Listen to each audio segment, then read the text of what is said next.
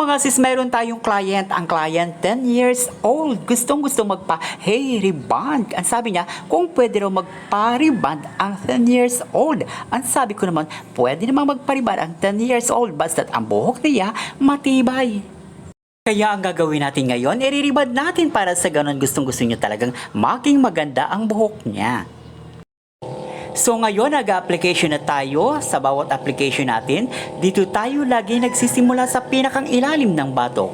At sa bawat application natin, kailangan nananatili na section by section at hindi naman pwede na makapal ang pagkakakuha natin doon sa bawat tibla ng buhok ng ating client.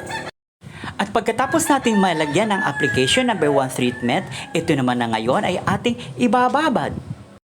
At sa bawat pagbabad natin ng first rebonding treatment at in-application natin, kailangan ito ay 25 hanggang 35 minutes para sa ganun umepekto yung pinakang number 1 na doon in-apply natin sa ating client.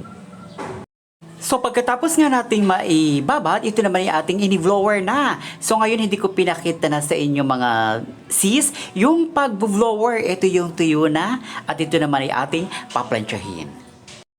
Sa bawat pagpaplantya, kailangan ito ay nananatiling section by section at hindi naman pwede na makapal ang pagkakakuha natin doon sa bawat hibla ng buhok ng ating client.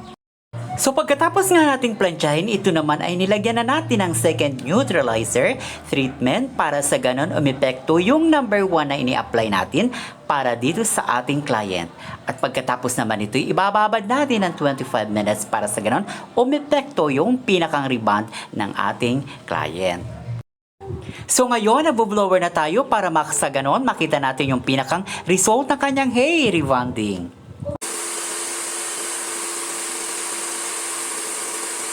So ngayon, heto na ang result ng kanyang hair rebonding. At pagkatapos nga ng ikatlong araw, pinaliguan na ng ating client ang kanyang hair. So ngayon, heto pa rin ang result ng kanyang hair rebonding. At nawa sana'y mabasa nyo ang kanyang feedback. Please like and share. Thank you for watching.